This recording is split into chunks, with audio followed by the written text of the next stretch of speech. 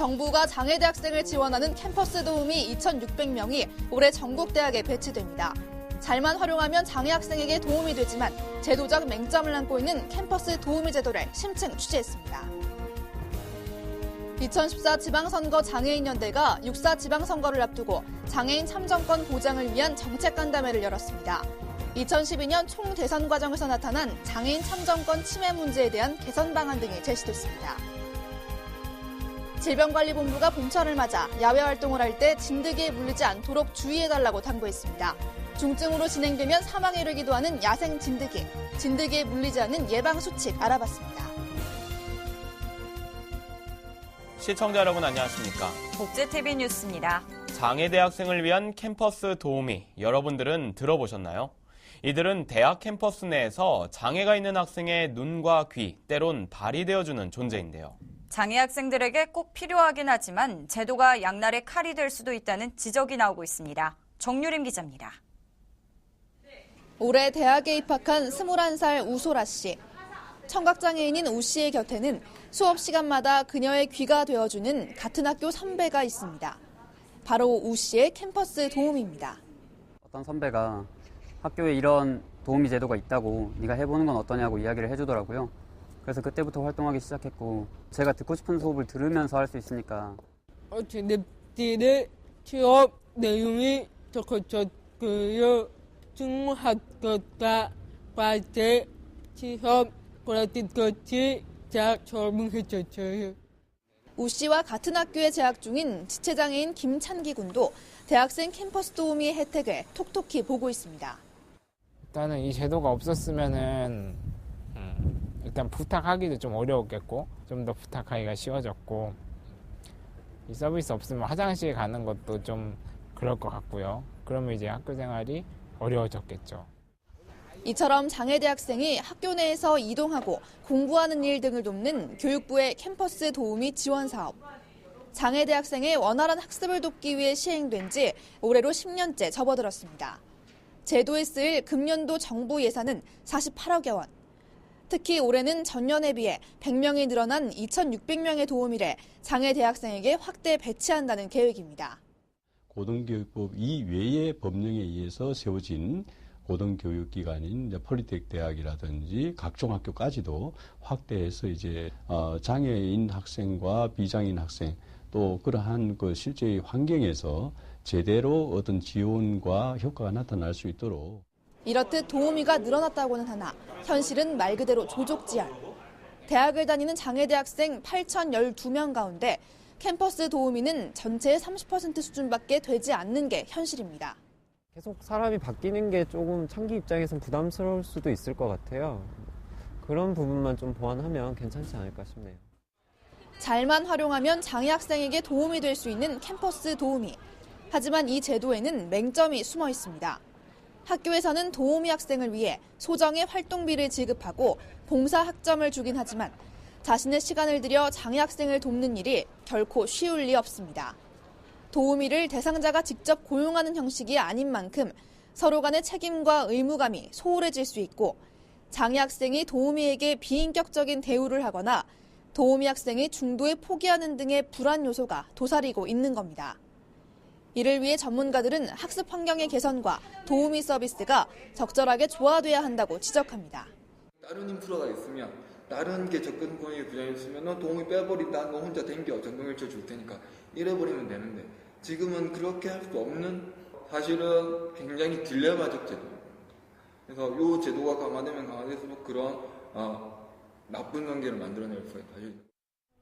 서로가 조금의 불편함을 감수해야 하는 캠퍼스 도우미 제도. 장애 학생과 비장애 학생은 교육에 있어 서로 도움을 주고 도움을 받는 관계가 아닌 평등한 교육을 받는 주체가 돼야 합니다. 복지TV 뉴스 정유림입니다. 6.4 지방선거가 이제 70여일 앞으로 다가왔는데요. 장애계가 장애인 참정권 보장을 위한 정책 토론회를 열었습니다. 정두리 기자입니다. 6.4 전국 동시지방선거가 70여일 앞으로 다가온 가운데 여전히 개선되지 않고 있는 장애인 참정권 문제가 지적되고 있습니다. 투표소 앞 턱과 계단으로 휠체어 장애인의 접근 자체가 불가능하고 선거방송 등에서 수화와 자막이 제공되지 않아 청각장애인은 정보에 접근할 수 없는 경우가 많습니다. 또 시각장애인에게 제공돼야 할 점자 선거 공보지는 의무사항이 아니고 기표 보조 용구에도 불편이 있어 왔습니다. 발달장애인의 참정권 보장을 위한 인지적 접근 방안은 고민조차 되지 않고 있고 최근에는 신형 장애인용 기표대가 장애 유형을 고려하지 않고 제작되면서 장애계가 행정법원 등의 임시조치 청구를 제기하자 뒤늦게 수정 제작에 들어가는 등 장애인의 참정권은 여전히 위협받고 있다는 지적입니다. 이에 2014 지방선거 장애인연대는 지난 19일 여의도 이룸센터에서 장애인 참정권 보장을 위한 정책 간담회를 가졌습니다. 매번 선거 때마다 문제가 제기되지만 여전히 제자리 걸음 중인 장애인의 참정권 침해의 근본적 해결을 촉구하는 목소리에 중앙선거관리위원회 관계자는 6.4 지방선거에서 가능한 부분은 즉시 개선하고 나아가 향후 같은 문제가 재발되지 않도록 제도적 변화를 고민하겠다고 밝혔습니다. 복지TV 뉴스 정두리입니다. 봄철 야외 활동을 할 때는 황사와 꽃가루뿐 아니라 진드기에도 물리지 않도록 신경을 써야 합니다. 지난해는 야생 진드기 바이러스로 목숨을 잃은 일들이 발생하기도 했습니다. 박고은 아나운서입니다. 지난해 국내에서 처음으로 발생해 사람들의 목숨을 빼앗아간 야생 진드기. 질병관리본부는 봄철을 맞아 야외 활동을 할 때 진드기에 물리지 않도록 주의를 당부했습니다. 이 시기에는 특히 SFTS, 중증 열성 혈소판 감소 증후군을 매개하는 진드기가 활발하게 활동하기 때문입니다. SFTS는 우리나라에 전국적으로 분포하는 작은 소 참 진드기 등으로 매개되는 것으로 지난해 36명의 환자가 발생해 이 중 17명이 숨졌습니다. 하지만 현재까지 예방 백신과 치료제는 없는 상태입니다. 따라서 야외로 나갈 때는 피부 노출을 줄이는 등 예방 수칙을 따라야 합니다. 야외 활동을 할 때는 긴 옷을 입고 진드기 기피제를 사용해야 하며 집으로 돌아온 후에는 곧바로 몸을 씻어야 합니다. 풀밭 위에 눕거나 용변을 보는 일, 등산로를 벗어난 산길을 다니는 일은 금물입니다. 만약 야외 활동 후 열이 나고 전신 근육통, 설사, 구토와 같은 증상이 나타나면 반드시 의료기관을 찾아 진료받아야 한다고 질병관리본부는 당부했습니다. 복지TV 뉴스 박고은입니다. 2014년도 사회복지직 9급 공무원 시험 평균 경쟁률이 15.3대 1로 집계됐습니다. 안전행정부는 올해 사회복지직 9급 공무원에 1,870명을 선발할 예정인 가운데 평균 경쟁률이 15.3대 1이라고 밝혔습니다. 안행부는 지난해 대비 24% 증가한 364명이 늘어난 인원이라고 말했습니다. 한편 안행부는 오는 4월부터 5월 중 필기시험 합격자에 대한 면접이 치러질 예정이며 최종 합격자는 오는 5월부터 6월 중 해당 시도별 홈페이지를 통해 발표될 예정이라고 설명했습니다. 중앙선거관리위원회가 6.4 지방선거를 앞두고 제작했던 신형 장애인용 기표대를 일부 보완해 다시 공개했습니다. 중앙선거관리위원회는 신형 장애인용 기표대의 앞쪽에 임시 기표판을 부착해 양팔과 상체를 자유롭게 움직일 수 없는 사람이 기표할 수 있도록 보완한 수정안을 발표했습니다. 한편 장애계는 기존에 공개됐던 신형 장애인용 기표대가 오른쪽에만 기표판이 있어 장애 유형에 따라 기표가 불가능하다고 선관위에 지적했습니다. 식품의약품 안전처가 신학기 학교 식중독 예방 합동점검 결과를 발표했습니다. 식약처는 교육부와 시도 합동으로 전국 7,542곳에 대해 식중독 예방 합동점검을 실시한 결과 125곳이 적발됐다고 밝혔습니다. 식약처는 학교 집단급식소와 학교 주변 조리 판매업소 중 유통기한 경과 제품의 조리 용도로 보관하는 사례가 가장 많았다고 말했습니다. 한편 식약처는 낮과 밤의 기온차가 급격히 커지는 개학철이 세균성 식중독 발생 우려가 높으므로 손 씻기 등 개인 위생 관리와 음식물 보관 관리 등 식중독 예방 관리에 각별한 주의를 당부했습니다.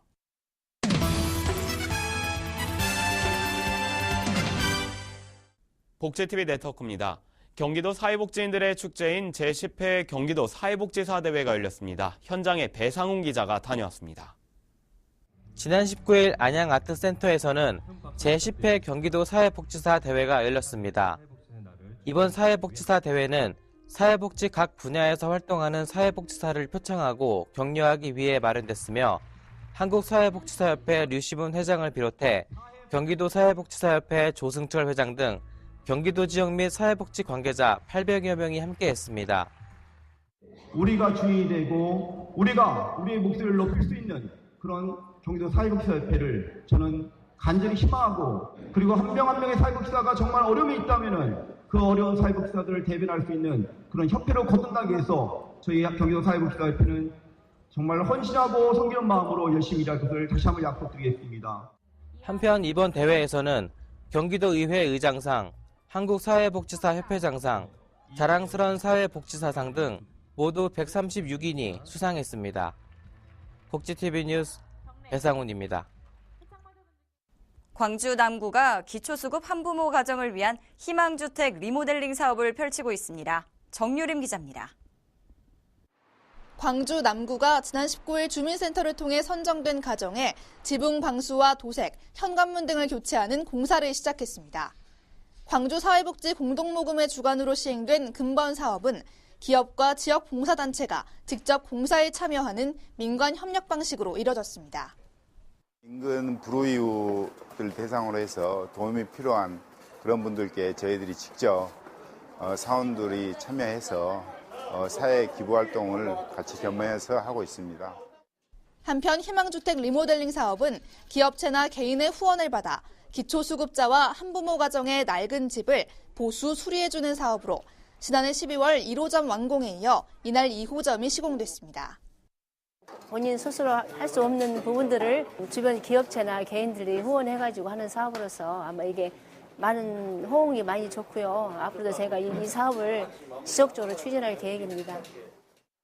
광주 남구는 현재 지원 대상 17가정을 발굴해 놓은 상태로 후원금이 확보되는 대로 희망주택을 계속해서 늘려갈 계획입니다. 복지TV 뉴스 정유림입니다. 서울시와 우리 다문화 장학재단은 지역 내 이주 배경 자녀와 결혼 이민 여성을 대상으로 장학금 2억 원을 지원한다고 밝혔습니다.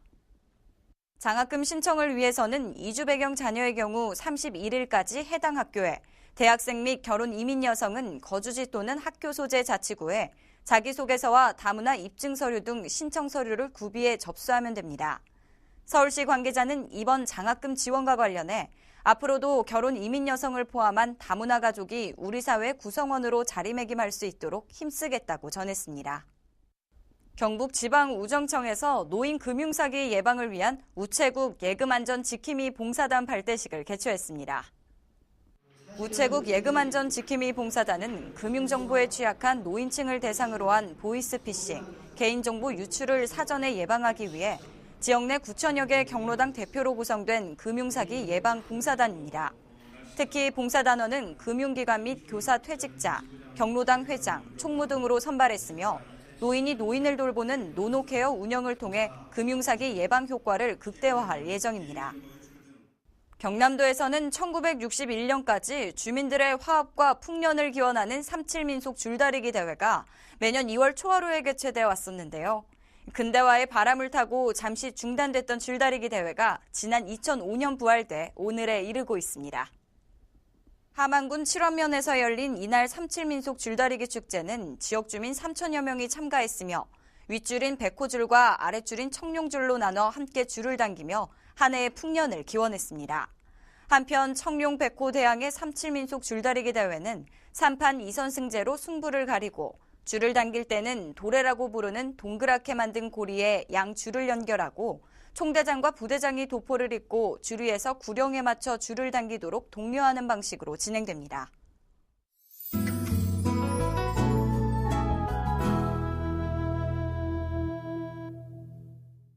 지하주차장 한켠에서 이색 퍼포먼스가 펼쳐집니다.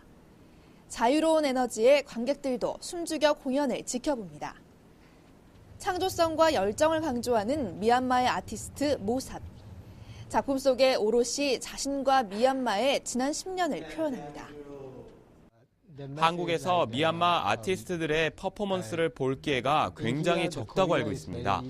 퍼포먼스로 미얀마라는 나라에 대해 보여드리고 싶습니다. 같은 시각 서울의 한 미술관. 이곳에서는 소통의 가능성을 실험하는 전시회가 열리고 있는데요. 전시 작품으로 어려운 담론을 전달하는 대신 관객이 직접 작품 속에 참여하고 주제를 가늠해 봅니다.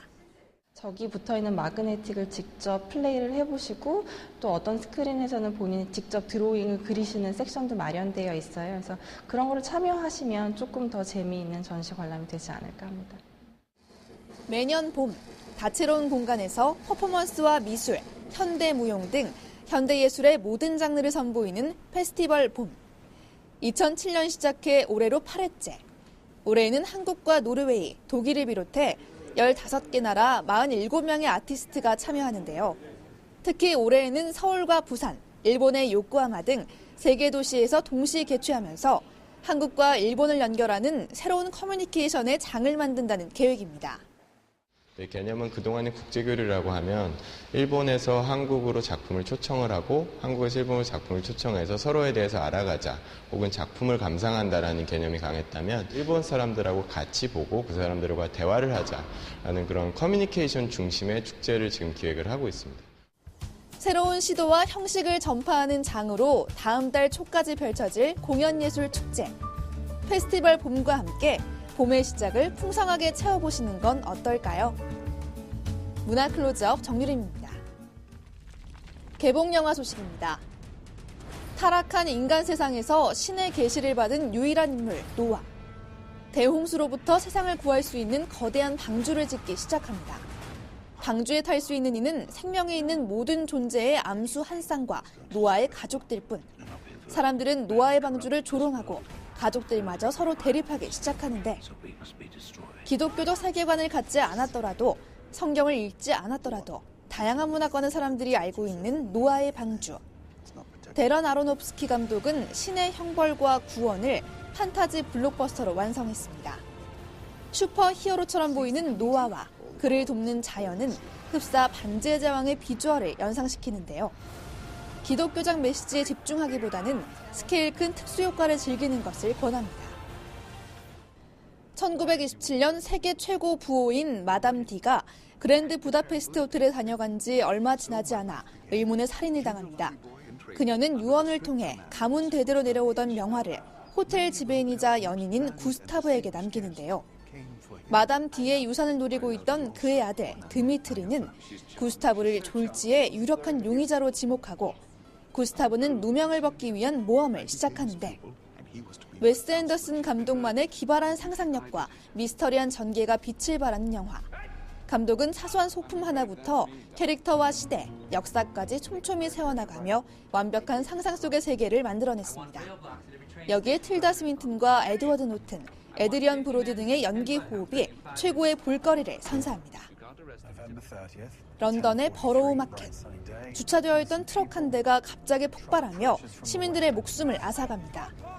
사건 용의자의 변호를 맡게 되는 마틴과 클로디아는 그 중심에 정부 보안기관인 MI5가 있음을 알게 되고 진실을 폭로하려 하지만 결정적인 순간 정부가 그들의 사생활을 빌미로 협박을 해오는데 민주주의의 어두운 이면을 날카롭게 꼬집는 영화 프라이버시. 정부의 음모를 추적하던 도중 주인공들이 겪게 되는 심리적 변화와 갈등이 스크린에 고스란히 옮겨져 재미를 선사하는데요. 만약 영화 속에서처럼 누군가 당신의 사생활을 빌미로 협박을 해온다면 정의를 수호할 것인지 아니면 나의 안위를 지킬 것인가에 대해 깊이 생각하게 만듭니다. 국내 유일 사회복지 전문 미디어 그룹 복지미디어 그룹이 복지신문고로 여러분께 한 걸음 더 다가갑니다. 복지신문고는 우리 사회의 장애인 등 사회소수계층의 인권 침해, 비리 문제와 불합리한 사건 사고 등의 소식을 기다리고 있습니다. 복지TV 웰페어 뉴스 홈페이지 또는 복지TV 어플리케이션과 우편으로 참여할 수 있습니다. 여러분의 작은 소리도 크게 듣는 복지신문고, 많은 관심 바랍니다. 박근혜 대통령이 얼마 전 장애인 시설에 대한 인권 침해에 대한 전수조사를 실시하라고 밝힌 바 있는데요. 울산 울주군에 위치한 한 장애인 근로작업장에서 여성 장애인들이 성추행과 폭행을 당했음에도 시설장은 모르는 일이었다고 함구하고 있고 아직도 시설장의 직위를 유지하고 있다고 합니다.